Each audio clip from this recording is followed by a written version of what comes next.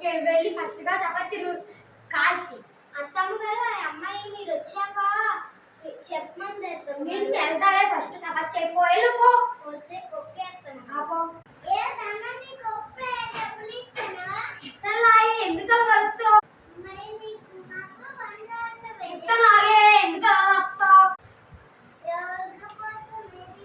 ఏ ఇంట్లో ప్రాబ్లమ్స్ ఇచ్చేసలాగే 2 రోజుల్లో ఓకేనా? Okay bye.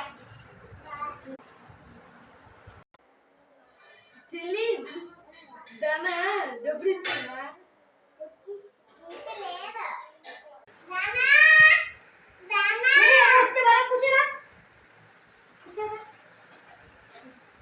ఏంటి సంగతులు ఏమొచ్చావెలా?